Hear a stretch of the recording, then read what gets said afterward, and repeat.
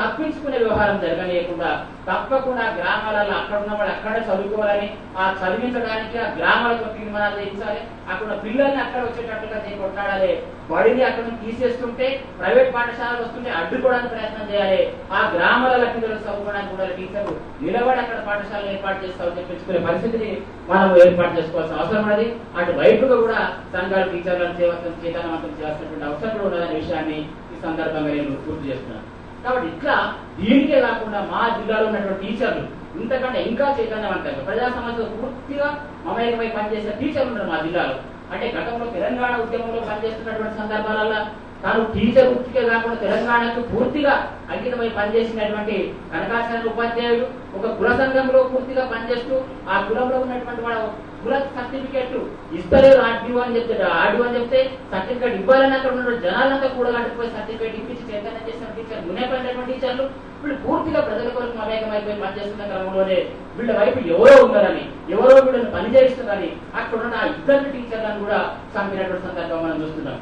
అంటే ఒక పక్కకు టీచర్లు చైతన్యవంతంగా పనిచేస్తుంటే, ప్రజలు చైతన్యవంతంగా చేస్తుంటే ప్రభుత్వం వాళ్ళను చంపేస్తున్నటువంటి సందర్భాలు కూడా మనకు అనిపిస్తున్నాయి. అది గతంలో ప్రభుత్వం కాదు, రేపు వస్తున్నటువంటి ఇదే ప్రభుత్వం కూడా వాళ్ళు నిజంగా చైతన్యవంతం పనిచేస్తే మనకే శిక్ష విధిస్తుందో కూడా చూసుకోవాలి. దీని వెనుక మన చైతన్యం పైన కూడా ఆధారపడి ఉంటున్న విషయాన్ని మనం గమనంలోకి తీసుకోవాల్సిన అవసరం ఉన్నది. ఇంకా మనం చైతన్యవంతమై ఈ ప్రభుత్వాలను నిలదీయాల్సిన అవసరం ఉన్నది. ప్రజల వైపు మనం ముఖ్యంగా ఉండాలి, ప్రజల గురించి ఆలోచించాలి, ప్రజా సమస్యలకు స్పందించాలి.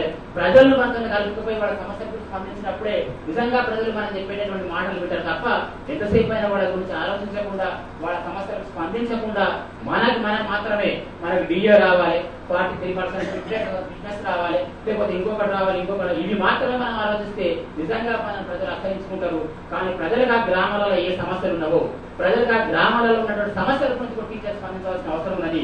ఆ స్పందించి ప్రజలు చైతన్యవంతం చేయాల్సిన అవసరం ఉన్నది. ఆ సమస్యలు తీర్చడానికి టీచర్ మాత్రం ఉన్నప్పుడే టీచర్ను నమ్ముతారు, ఆ పాఠశాలకు విద్యార్థులను పంపించడానికి కారణమవుతుందనే విషయాన్ని మన చైతన్యాన్ని పెంచుకొని ప్రజలతో కలిసిపోయి పూర్తిగా మమేకమై పనిచేస్తున్నటువంటి క్రమంలోనే తప్పకుండా మన పాత్రను ఇప్పుడున్నటువంటి అంటే మనం చెప్తున్నటువంటి ఈ పాత్ర ఇప్పటిదాకా మిత్రులు చెప్తూ వాట్సాప్ రకరకాల ఫోన్లు వచ్చి మనిషి సంస్కృతిని ఎట్లా నిర్వీర్యం చేసి ఎట్లా వాళ్ళని ధ్వంసం చేసి దాదాపుగా మనం టీవీలు చూస్తున్నాం. ఇవన్నీ ఒక అరాచకమైనటువంటి సంస్కృతి వచ్చి ఎట్లా యువతను పాడు చేస్తుంది, అట్లా స్కూళ్ళ పిల్లలు ఎట్లా పాడు చేస్తుంది అనే విషయాన్ని కూడా మనం గమనంలోకి తీసుకొని అక్కడ ప్రజలకు లేకపోతే విద్యార్థులకు కూడా చెప్పాల్సిన అవసరం ఉన్నది. వీటిని దూరం చేస్తూ ఉపాధ్యాయుడిగా ఒక సామాజిక కార్యకర్తగా కూడా పనిచేయాల్సిన అవసరం ఉన్నది. సామాజిక కార్యకర్తగా ఉపాధ్యాయుడు పనిచేయగలిగినప్పుడే సమాజంలో తన పాత్రతో గురుతరమైనటువంటి బాధ్యతగా ఉంటుందనే విషయాన్ని తెలియజేస్తూ అటువైపు ఉపాధ్యాయులుగా మనం అందరం పనిచేయాలని, పనిచేయడానికి అందరం కూడా ముందుకు రావాలని కోరుతూ ముగిస్తున్నాం. థాంక్యూ.